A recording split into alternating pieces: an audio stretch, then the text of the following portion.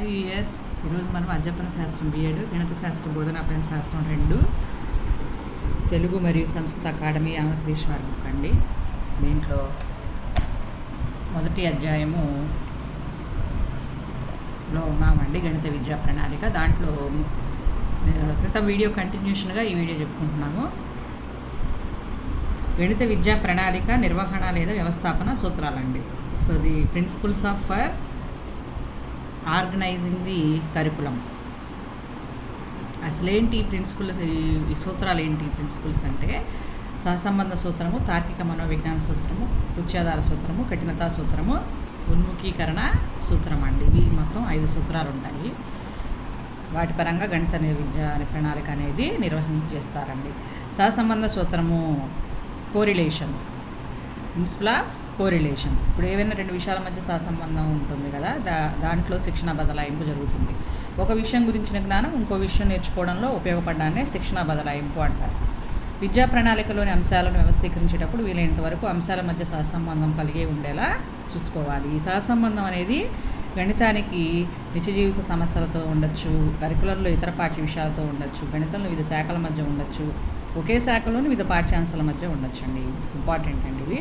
ఈ విధంగా 4 ఇచ్చేసి ABCDల్లో వేరేది ఇంకోటి ఇచ్చి కానిది ఏది అని అడుగుతారు. సహసంబంధ సూత్రంలో లేని అంశం ఏది అని అడుగుతారు. కాబట్టి ఇలాంటివి కూడా చూసుకుంటూ ఉండాలి. నెక్స్ట్ తార్కిక మనోవిజ్ఞాన సూత్రం, principle of logical and psychological order.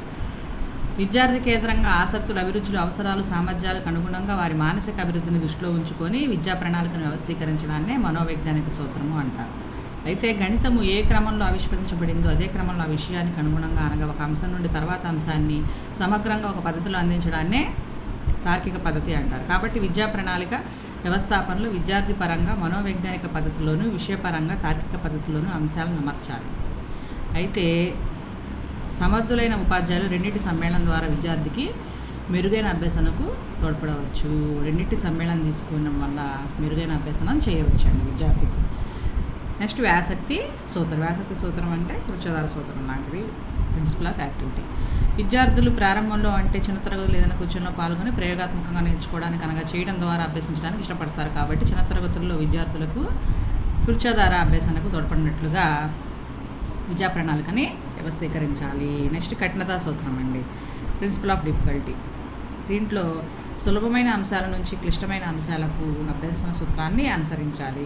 పాఠ్యాంశాల అమరిక విద్యార్థుల అవగాహన స్థాయికి తగినట్లుగా ఉండాలి. విద్యార్థులు పై తరగతులకు వెళ్లే కొద్దీ కఠిన స్థాయి పెరుగుతూ ఉండాలి. పాఠ్య విషయ కఠినతా స్థాయిని విద్యార్థి పరంగా అంచనా వేయాలి. సులభమైన అంశాలను ప్రారంభంలో ఏర్పాటు చేయడం ద్వారా విద్యార్థికి గణితం పట్ల ఆసక్తి, అనుకూల వైఖరి అనేది, పాజిటివ్ యాటిట్యూడ్ అనేది డెవలప్ అవుతుంది. ఉన్ముఖీకరణ సూత్రం. గణిత విద్యా ప్రణాళికలో ఎన్నుకు ఉన్న అంశాలు విద్యార్థులు ఉత్సాహాన్ని, ఆసక్తిని, సవాళ్ళని, ఇక ఆతృతని కలిగించేవిగా ఉండాలి. అలా ఉంటే ఉన్ముఖీకరణ సూత్రాన్ని అప్లై చేస్తున్నాడు. నెక్స్ట్ గణిత విద్యా ప్రణాళిక అమర్చే విధానాలు ఏంటి? అప్రోచెస్ అండి, approaches of organising the curriculum, పద్ధతులు. గణిత విద్యా ప్రణాళిక నిర్వహణ సూత్రాల ఆధారంగా ఒక్కొక్క తరగతిలో బోధించవలసిన పాఠ్యాంశాలు ఎన్నుకున్న తర్వాత ఆ తరగతుల పాఠ్యాంశాలని ఏ క్రమంలో అమర్చాలన్నది ప్రధానంగా ఉంటుంది. 1 శీర్షికా పద్ధతి, 2 ఏకకేంద్ర పద్ధతి, టాపికల్ మెథడ్, కాన్సన్ట్రేటివ్ మెథడ్, ఇంకా 3 సర్పిల పద్ధతి, స్పైరల్ మెథడ్, 4 తార్కిక మనోవిజ్ఞాన శాస్త్ర పద్ధతి, లాజికల్ అండ్ సైకలాజికల్ మెథడ్, 5 సమన్వయ విధానం, టాపికల్ మెథడ్. ఈ విధంగా 5 పద్ధతుల్లో ఈ గణిత విద్యా ప్రణాళిక అనేది అమర్చు విధానాలు. నెక్స్ట్ శీర్షికా పద్ధతి. గణిత విద్యా ప్రణాళికలో ఒక తరగతికి బోధించాల్సిన అంశాలను ఎన్నుకున్న తర్వాత వాటిని కొన్ని అధ్యాయాలు విభజించి విషయ కాఠిన్యతను బట్టి ఒక క్రమ పద్ధతిలో ఏర్పాటు చేయడాన్ని శీర్షికా పద్ధతి అంటారు. ఈ పద్ధతి విషయ కాఠిన్యత, విషయ పరిపూర్ణత సూత్రాల మీద ఆధారపడి ఉంటుంది. ఈ పద్ధతిలో 1 శీర్షికను ఎన్నుకున్న తర్వాత ఆ శీర్షికకు సంబంధించిన పూర్తి జ్ఞానాన్ని, అవగాహన, నైపుణ్యాన్ని అందివ్వడం జరుగుతుంది. ఒక శీర్షిక పూర్తయిన తర్వాత వేరొక శీర్షిక బోధించడాన్నే శీర్షికా పద్ధతి అంటారు. కానీ ఇది శిశుకేంద్ర పద్ధతి కాదండి, ఇది శీర్షికా కేంద్ర పద్ధతి అవుతుంది. ఇప్పుడు 8వ తరగతిలో ఇది ఉంది కదా, కమర్షియల్ మ్యాథమెటిక్స్, దాంట్లో వ్యాపార గణితంలో అన్నీ బోధించిన తర్వాత వేరొక యూనిట్ బోధించడం జరుగుతుంది. ఈ పద్ధతిలో గుణదోషాలు కింద ఇవ్వబడ్డాయండి. ప్రతి శీర్షిక పూర్తిగా బోధించడం, శీర్షిక పద్ధతిలో దోషాలు ఉన్నాయి, అవి పూర్తిగా బోధించడం అనేది జరుగుతుంది శీర్షిక. కనుక విద్యార్థులు సంపూర్ణ జ్ఞానం పొందుతారు. గుణాలు ఫస్ట్ మనం చెప్పుకునేది. శీర్షిక పరిపూర్ణత విషయకాఠిన్యం మీద ఆధారపడి ఉంటుంది. విద్యార్థులు ఏ పాఠ్యాంశాలు వెనకబడి ఉన్నారో గ్రహించి లోప నివారణ బోధన అందించడానికి తోడ్పడుతుంది. ఇవి మంచి గుణాలు. నెక్స్ట్ దోషాలు ఏంటి? విషయ భారం ఎక్కువ కావడం వల్ల విద్యార్థి అవగాహనకు సన్నగిల్లవచ్చు. అంతేకాక ఒకే విషయాన్ని ఎక్కువ కాలం బోధించడం వల్ల విద్యార్థికి ఆసక్తి సన్నగిల్లవచ్చు. బోరు కొడుతుందండి ఒకే విషయం ఎక్కువసార్లు బోధించడం వల్ల. ఒక శీర్షికల అంశాలన్నింటినీ ఒకేసారి విద్యార్థికి బోధించడం వల్ల విద్యార్థి స్థాయికి మించి ఉండవచ్చు. ఇది మనోవైజ్ఞానిక సూత్రాలకు శిశుకేంద్ర పద్ధతికి విరోధమైనది. నేర్చుకున్న అంశాలు తర్వాత సంవత్సరం పునర్విమర్శ చేయటకు వీలుండదు. పాఠశాల స్థాయిలో గణిత విద్యా ప్రణాళిక ఏర్పాటుకి ఇది సరైన పద్ధతి కాదు. వ్యాపార గణిత 8వ తరగతితో ఆగిపోతుంది, 9వ తరగతిలో మళ్ళీ రాదు, అట్లా అన్నమాట. సో ఈ విధంగా శీర్షిక పద్ధతి వల్ల గుణాలు ఉన్నాయి, దోషాలు ఉన్నాయి. ఏకకేంద్ర పద్ధతి. నెక్స్ట్ గణిత విద్యా ప్రణాళికలోని ప్రతి పాఠ్యాంశాన్ని కొన్ని భాగాలుగా విభజించి దాని కఠిన స్థాయి బట్టి వివిధ తరగతులకు కేటాయించడం జరుగుతుంది. ఇటీ అమెరికన్ ఏకకేంద్ర పద్ధతి అంటారు. భాగాల పార్ట్స్గా విభజిస్తారండి. ఇప్పుడు మొదటి సంవత్సరం ఏమో ప్రాథమిక విషయాన్ని బోధిస్తారు, తర్వాత నెక్స్ట్ ఇయర్కి కొంత విషయాన్ని, అలా పై తరగతులు పోయే కొద్దీ కఠినత స్థాయిని పెంచుతూ సరళత నుండి క్లిష్టతకు సాగుతుంది. ఇది శిశుకేంద్రిత విధానం అంటారు ఏకకేంద్ర పద్ధతిని. ఇది మనోవైజ్ఞానిక శాస్త్ర ఆధారమైనది. తెలిసిన దాని నుంచి తెలియని దానికి అన్న సూత్రంపై ఆధారపడి ఉంటుంది. తెలిసిన దాని నుంచి తెలియని దానికి అన్న సూత్రంపై ఆధారపడి ఉండే పద్ధతి ఏంటి అని వీటిని అడుగుతారు. ఏకకేంద్ర పద్ధతి. ఈ పద్ధతి గణిత విద్యా ప్రణాళికకు అనువైనది అని చెప్పవచ్చు. దోషాలు కూడా ఇవ్వబడ్డాయండి, దీని గుణదోషాలు. ఈ ఏకకేంద్ర పద్ధతి వల్ల గుణాలు ఉన్నాయి, దోషాలు ఉన్నాయి.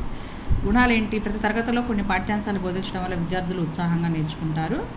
మనోవైజ్ఞానిక శాస్త్ర ఆధారమైనది శిశుకేంద్రిత విధానము. తర్వాత తరగతుల్లో నేర్చుకోవడానికి మోటివేషన్గా ఉంటుంది. తర్వాత బడి మానేసిన విద్యార్థికైన ఈ పద్ధతి వల్ల లాభం చేకూరుతుంది.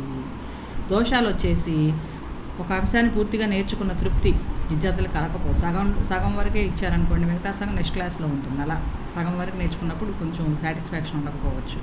ఒక యూనిట్కి సంబంధించిన పాఠ్యాంశాలు ఎక్కువ సంవత్సరాలు బోధించవలసినట్లయితే విద్యార్థుల ఆసక్తిని కోల్పోయే ప్రమాదం ఉంది. శీర్షిక మరి చిన్నదైతే విద్యార్థికి శాస్త్ర ప్రభావాన్ని చూపకపోవచ్చు. అదే ఈ విధంగా దోషాలు కూడా ఉన్నాయి ఏకకేంద్ర పద్ధతి. సర్పిల పద్ధతి. నెక్స్ట్ ఈ పద్ధతి శీర్షిక పద్ధతిని అనుసరించినప్పటికీ పాఠ్యాంశం పునరావృతం కావడానికి 1 సంవత్సరం కాకుండా 3 లేదా 4 నెలలు ఉంటుందండి. ఒక తరగతిలో బోధించాల్సిన పాఠ్యాంశాలను కొంత భాగం మొదటి 3 నెలల్లోనూ, తర్వాత మరికొంత భాగం బోధించడం జరుగుతుంది. అయితే రెండవ భాగం బోధించే ముందు మొదటి భాగాన్ని పునర్విమర్శ చేయడం ద్వారా పాఠ్య విషయంపై విద్యార్థి చక్కని అవగాహన కలిగి ఉంటాడు. అందుకే ఏకకేంద్ర పద్ధతి గుణదోషాలన్నీ కూడా ఈ పద్ధతికే వర్తిస్తూ ఉంటాయండి. ఈ విధంగా మనము పాఠ్య విషయంపై విద్యార్థికి మొదటి భాగాన్ని పునర్విమర్శ చేయడం ద్వారా రెండవ భాగాన్ని చెప్తే వారికి మంచి అవగాహన కలుగుతుంది సర్పిల పద్ధతిలో. కాబట్టి ఏకకేంద్ర పద్ధతి, సర్పిల పద్ధతి దాదాపుగా గుణదోషాలు సమానంగానే ఉంటాయి. నెక్స్ట్ తార్కిక మనోవిజ్ఞాన శాస్త్ర పద్ధతి.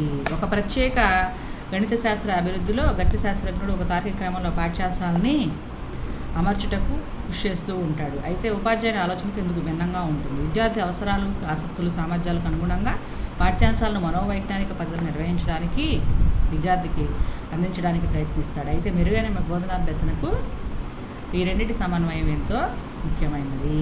ఇప్పుడు తార్కికంగా ఆలోచించగలగాలి, మనోవైజ్ఞానిక శాస్త్ర పద్ధతిని కూడా ఫాలో అవుతున్నారు. రెండు సమన్వయం చేసినప్పుడు విద్యార్థికి ఎంతో మెరుగైన పద్ధతిని బోధించడం అవుతుంది. సమన్వయ విధానం. విద్య యొక్క ఉద్దేశం జ్ఞాన సముపార్జన. ఈ జ్ఞానాన్ని ఇతర విషయాల అధ్యయనానికి బదలాయించడం, అంతేకాక ఈ జ్ఞానాన్ని ఉపయోగించి నిజ జీవితంలో ఎదురయ్యే సమస్యలను సమర్థవంతంగా పరిష్కరించడం విద్యా ప్రణాళికలు అన్ని సబ్జెక్టుల్లో రిలేషన్ దిశగానే పనిచేస్తాయి. అయితే మార్గాలు వేరు కావచ్చు. అందుకే ఉపాధ్యాయులు పాఠం బోధిస్తున్నప్పుడు ఇతర పాఠ్య విషయాలు సమన్వయపరచాల్సిన అవసరం ఎంతైనా కలదు. సో దీని గురించి ప్రయోజనాలు చెప్పుకుంటే ముఖ్యంగా ఈ విధానం ద్వారా విద్యార్థి తాను పొందిన పాఠ్య విషయం ఎన్ని సందర్భాల్లో వినియోగించవచ్చో గుర్తించగలడు. తద్వారా పాఠ్య విషయం యొక్క ప్రాముఖ్యతను గ్రహించి ఆసక్తిని పెంపొందించుకుంటాడు. ఒక పాఠ్యాంశాన్ని భిన్న సందర్భాల్లో భిన్న కోణాల్లో చర్చించడం ద్వారా ప్రభావపూరిత అభ్యాసనకు తోడ్పడుతుంది. సమన్వయ విధానం ద్వారా ఒక గణిత విద్యార్థి ఇతర సబ్జెక్టులైన భౌతిక, రసాయన శాస్త్రాలు, ఖగోళ శాస్త్రం, చరిత్ర మొదలైన వాటిపైన కూడా అవగాహనను కలిగి ఉంటాడు. ఇంతటితో వీడియో అయిపోయిందండి. నెక్స్ట్ వీడియోలో కంటిన్యూ చేస్తాను. Thank you.